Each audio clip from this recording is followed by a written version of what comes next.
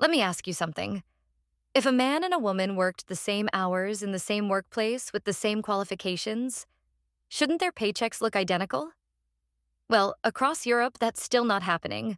Before we start, I want you to know that everything in this video comes directly from official European Parliament research, one of the most reliable and transparent data sources in Europe. Today, we're diving deep into one of Europe's biggest ongoing inequalities, the gender pay gap. What it really is, why it exists, and how it affects women far beyond their working years. What the gender pay gap really means. Most people misunderstand this term, so let's clear it up immediately. The gender pay gap does not mean that every woman earns less than every man for the exact same job. The gender pay gap measures the average hourly earnings of all working men compared to all working women in a country. Think of it like a thermometer that measures the temperature of the entire labor market. And today, in the European Union, women earn about 13% less per hour than men. That may not sound huge at first, but imagine working the same number of hours as a man and earning about 1 month less salary per year, simply because you're a woman. That's the reality many women face. The root causes. The gender pay gap is not the result of one problem. It's the result of many interconnected issues. Here are the biggest ones. 1. Women perform significantly more unpaid labor across the EU. Women still take on the majority of household and care responsibilities: childcare, cleaning, grocery shopping, caring for sick or elderly family members. In total, women do almost 13 hours more unpaid work per week than men. This pushes many women into part-time roles or career breaks, both of which reduce lifetime earnings. 2. Sector segregation. Women work in lower-paid fields. Women make up most of the workforce in education, social work, nursing, childcare, administrative roles. These sectors are essential. They literally sustain society.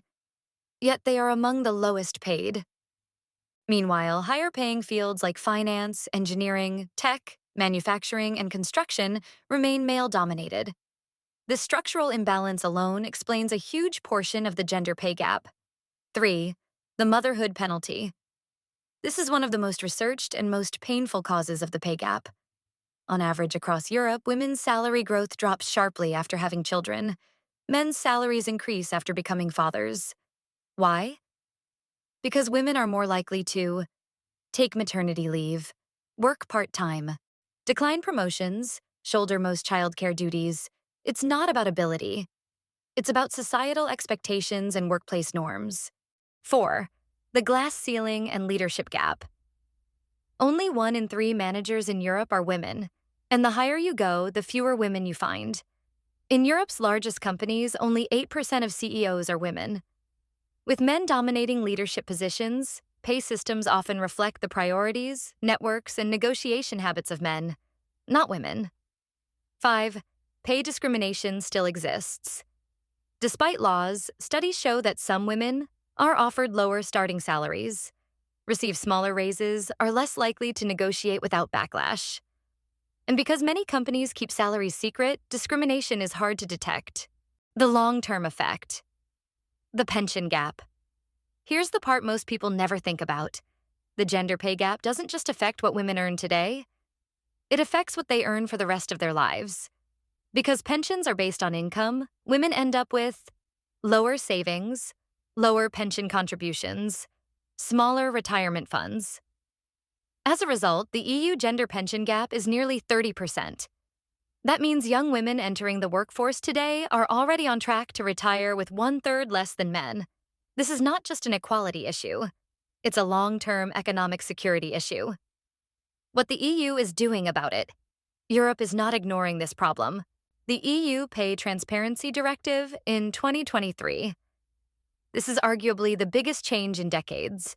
It requires employers to publish salary ranges in job ads, give existing employees access to salary info, provide gender pay gap reports, fix unjustified gaps larger than 5%, face fines for non-compliance. This makes it far harder to hide unfair pay practices, stronger parental leave rules. To reduce the motherhood penalty, the EU now requires at least 10 days paid paternity leave, 2 months of non-transferable parental leave for each parent. Better support for work-life balance. This encourages fathers to participate more equally, which helps women maintain career momentum. The EU funds programs that encourage girls to study engineering, coding, and science, support women in research, promote gender balance in corporate boards. Because closing the pay gap begins with opening doors. Why closing the gap matters. Fixing the gender pay gap isn't just fair, it's smart. Countries with smaller gaps see higher GDP, more innovation, more stable families, stronger labor markets, and lower poverty rates among elderly women. Equality is not just a moral value, it is an economic advantage. Now, I want to hear from you. Do you think the gender pay gap in your country is shrinking or growing? What do you think causes it where you live? Share your thoughts in the comments. Your perspective matters. If this video helped you understand the gender pay gap more clearly, please hit like, subscribe, and turn on notifications to support the channel. This is Ternexa, bringing clarity to the topics that shape your future. See you in the next video.